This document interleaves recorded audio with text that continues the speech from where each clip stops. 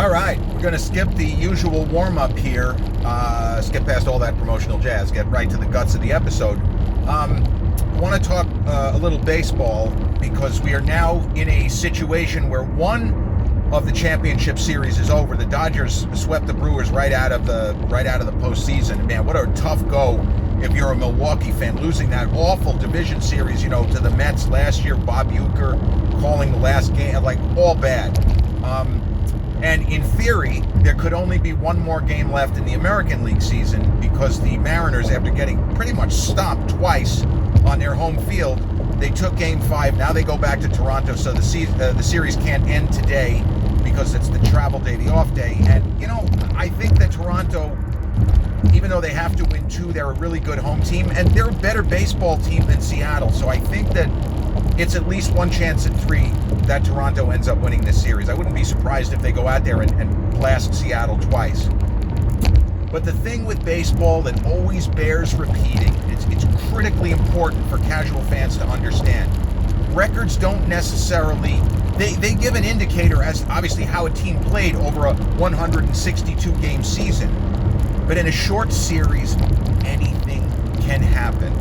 And you just saw the fact that a 97-win Brewers team, there are people that argue that the Milwaukee Brewers were the best team in baseball this year.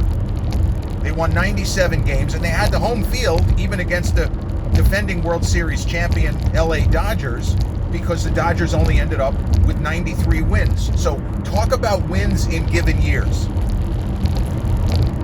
Before the expanded playoffs that happened in 95, as I've discussed on the channel a number of times, the 1995 Yankees, the only reason why they went to the postseason is because the expanded playoffs that year, where there was one wild card, and the Yankees ended up outdoing everybody and catching up to a field that had been way ahead of them. They were behind 7 or 8 teams with not much more than a month to go, and they just came back on everybody, 25-6 to close the season, and here they are as a wild card.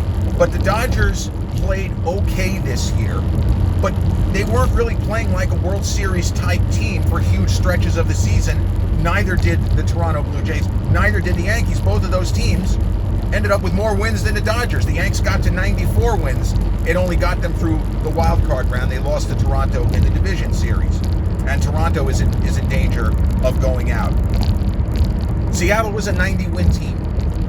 They're good. Cal Raleigh having the incredible season. But in a different year, they're beaten out of sight. They're not going to the postseason. And case in point, 2025 Dodgers, they have to be considered a big favorite to win another World Series, regardless of whether they play Seattle or Toronto. 93-69, right? Let's go back in time, as I like to do, just showing you the history. In 1970, during the Yankees' dark times, the dog days, the Yanks went to the World Series each year. 1960, lost to the Pirates, a terrible series. 1961, beat the Reds, right? 61, did they beat the Reds? Yeah. 62, the Yankees beat the San Francisco Giants, right? What was his?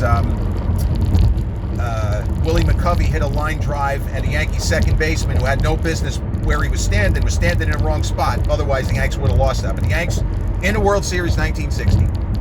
Won the World Series 61. Won the World Series in 62. Got swept by the Dodgers in 63. And then in 64, they lost they could have won. They lost a 7-gamer to the Bob Gibson St. Louis Cardinals.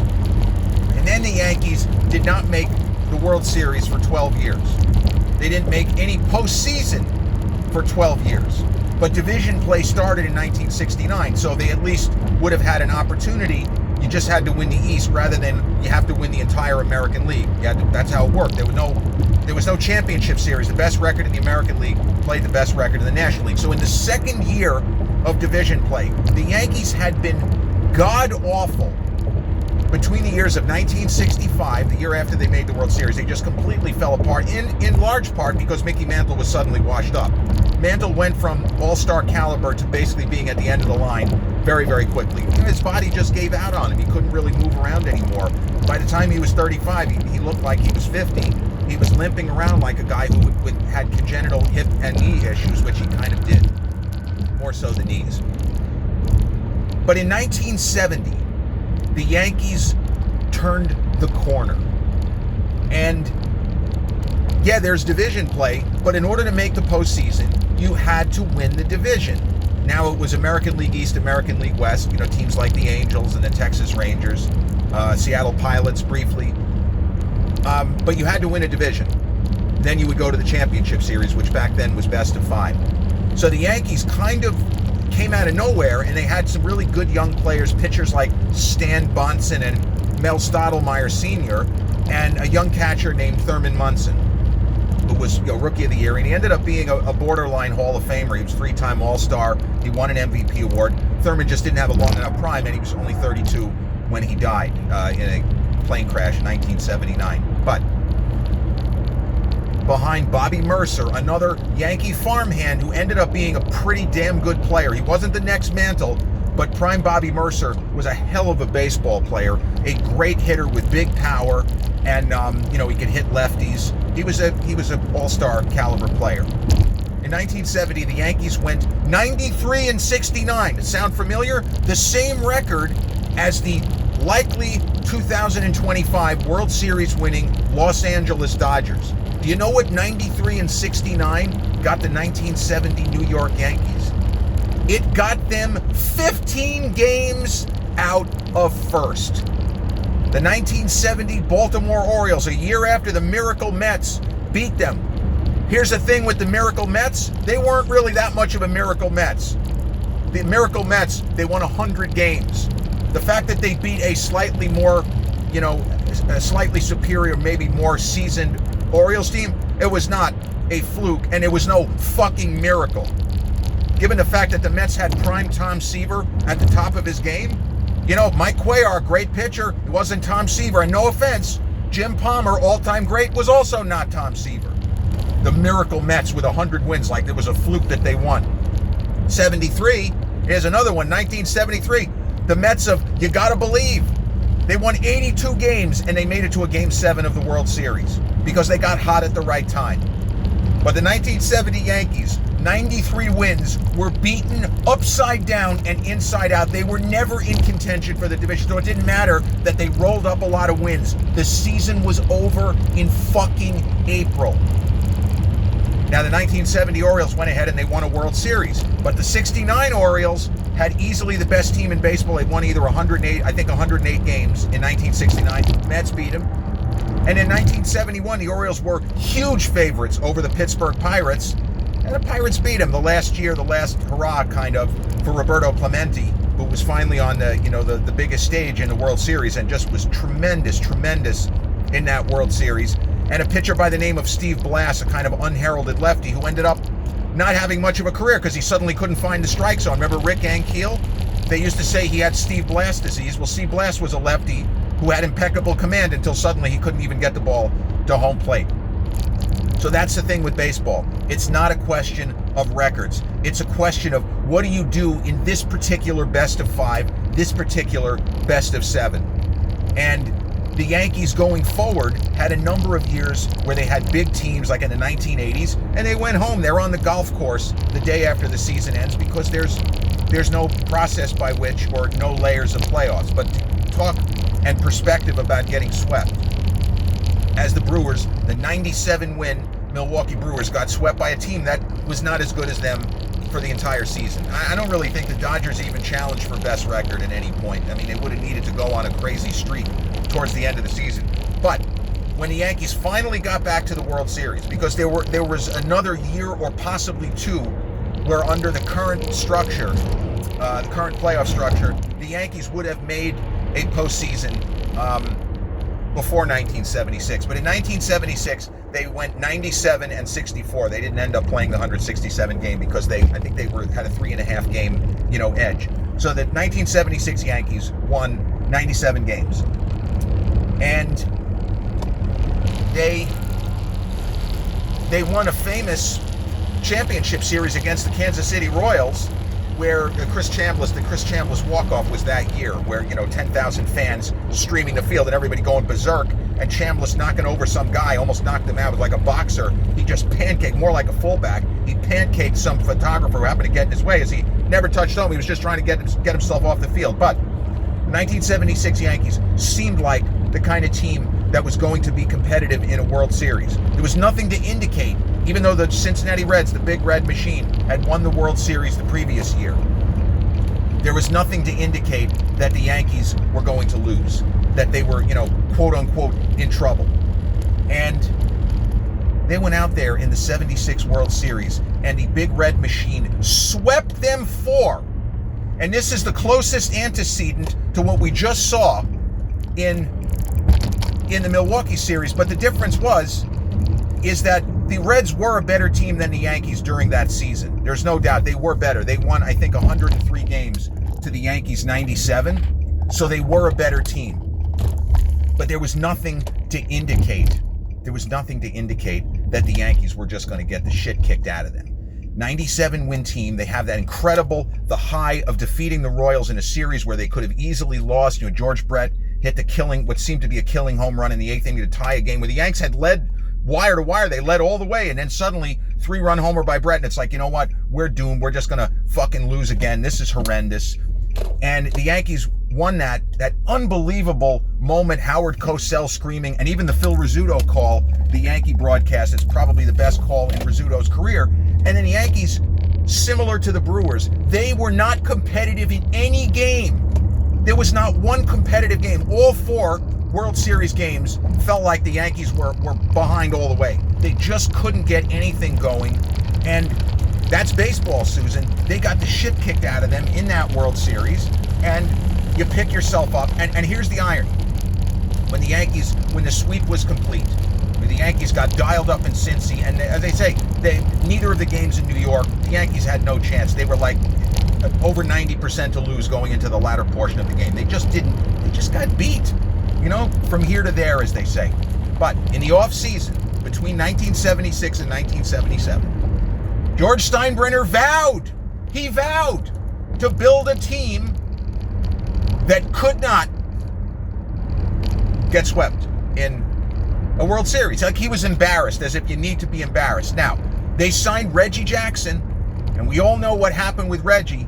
Reggie had a big season statistically in 77. He had 32 homers, 110 RBIs. Wasn't fully embraced by Yankee fans because he was such a character. He was a hot dog, the bat flips, and all the styling and profiling at home plate, and the nonsense of fighting with, manager Billy Martin and all of this shit. But the Yankees ended up winning the World Series in 77, and if you want to make jokes and say they won probably because they didn't have to face the Reds, because the Dodgers outdid the Reds that year to win the the National League West. But the notion is that you can't guarantee anything in baseball. You can't. And you look at the Atlanta Braves of the 90s, the Greg Maddux era Atlanta Braves. They had 100-win teams up and down the decade, starting in 1991. They had a lot of teams that were 95 plus, 100 plus. They only won 1 World Series, and there were a number of years where they got KO'd from the postseason before the World Series. Statistically, when they took a 2-0 lead on the Yankees, winning the first 2 games at Yankee Stadium, neither of those games were competitive, right? We were going to stop the World Series after 2 games. The Yanks were going to tap out. There's no point in this continuing. This is embarrassing. This great franchise getting humiliated, yada, yada, yada, yada. The usual bullshit. You would hear the same shit now. And the Yanks came back, and they won that World Series. So the fact that you could have a team, multiple 100-win teams, and the irony with the Braves, the one year that they won the World Series, 1995, they beat a superior Cleveland Indians team, and Cleveland at that time had, they had 100 wins, and I think the Braves were like 93 or 94 that year. That was a strike-shortened season, as I mentioned. It was a 144-game season. But the one year that the Braves won, they weren't the favorites. And there were so many other seasons, even going into the early 2000s, where the Braves were, favorites to win the National League. It just didn't happen because it's baseball, which makes it even more impressive that the Dodgers, in a season where they did not play nearly as well for huge chunks of the year as they did last year, for example, they got it together in time for the postseason. And, you have special players. The Yankees obviously have Aaron Judge. But when you look at what Shohei Ohtani is doing, it's not an exaggeration to say that this is Babe Ruth. This is Babe Ruth today. And in a sense, it's better because he's pitching now. Once Babe Ruth got to the Yankees, his pitching career was over because the Yanks didn't want to take a chance on him hurting himself. They didn't want to take a chance on him hurting himself on the mound because his value was so great as a hitter. And, there was no DH. See, this is the thing where baseball history shifting. The fact that there is now a DH in the National League enables the Dodgers to do what they've done with Ohtani, where he pitches and he DHs, so he can, quote-unquote, play almost every day and doesn't need a lot of rest because, well, he's not out in the field. He's not out in right field, for example, as Babe Ruth was a right fielder. So the changes to the sport, the fact that the DH became standardized across the sport, it makes something like Ohtani plausible. But that's the kind of guy, because he is a double threat, that he can win series not quite by himself. It's still 25-man team, but he can hugely tilt the outcome just by pitching a great game and or hitting a 400-foot home run in a big spot as he's done in this series. So we'll see what happens going forward, but you always have to take stock and understand the history that just because a team wins in the postseason, yeah, you could get the hardware, but the record does not mean you're going to win or going to lose. The worst Yankees team that's won a World Series in the last 50 years, well, they only won, how many in the last 50? They won 6. They won 77, 78, 96, 98, 99, 2007, and 2009. The 2000 Yankees won 87 games. This is another season I always come back to. They went 87 and 75, and they lost 15 of the last 18 games of the season. They didn't just lose. They were getting dialed up. They were getting blown out of every game. They were not even playing competitive baseball. There was a joke with like 3 games left in the season as they continued getting blown out. They lost a game when Orlando Hernandez pitched. They lost like 5-1. And Mike Francesa was almost joking when he said, well, at least they're showing a little improvement. At least they didn't get blown out. Like losing 5-1 is suddenly a great thing. But that team just kept losing and getting blown out of game after game. And then you got to the postseason and all of a sudden it's like a switch hit. Or maybe they just were due to win because they weren't that bad. This was a team that people thought was going to win 95 to 100 games and suddenly just sputters and chokes and gasps their way to the finish line. But 87 wins was enough to win another World Series. They beat superior teams on paper in all 3 series. And that's just the way that it goes. So here we are. The Dodgers are awaiting the winner of Seattle and Toronto. Seattle just needs to win one of the next 2 games. Toronto has to win both games. I hope Toronto ends up winning the series because with aside everything that I said about how much there is like almost a luck factor and how anything can happen in a short series, which is absolutely true. The 62 Mets could win a best out of 7 against the 98 Yankees. The odds would be against them, but even if it's 2 to 5% or 3 to 5, I don't know what the exact numbers would be. It could happen because it's baseball and you just have to look at the percentages. A team with a 250 winning percentage, that means that's like a 75% free throw shooter missing a free throw. Every time a 75% free throw shooter misses a free throw, it's a 250 winning percentage coming through. It's really as simple as that. It's just math. So we'll see what happens. But I do think that, relatively speaking, the Blue Jays have the better matchup and a better opportunity to beat the Dodgers, even with Ohtani just marking himself as certainly the best player of the last 90 years. There is no one like him. Again, you take Aaron Judge and you give him a 100-mile-an-hour fastball. That's what we're talking about here, and he's able to pitch and not play the outfield. But yeah, that's it. I love baseball, even though the Yankees have been out now for a couple of weeks. And looking forward to seeing who ends up in the World Series. And I will for sure be watching, because even though I'm not, a watch every pitch of every game Yankees fan as I was in my youth, baseball's still my sport. I love the history. I love the majesty, the grandeur of the great old players. And, the history of the Yankees is a big part of the history of baseball. And I am, above all else, whether it's sports, whether it's movies, whether it's boxing, I'm a historian first. So that's it for this episode. Not going to do a conventional wrap-up. If you're a baseball fan, you want to let me know what your thoughts are on this playoffs or on any of the previous playoffs that I mentioned that maybe you weren't familiar with the history. All good. I hope you have a fantastic Saturday, and talk to you all real soon. Peace.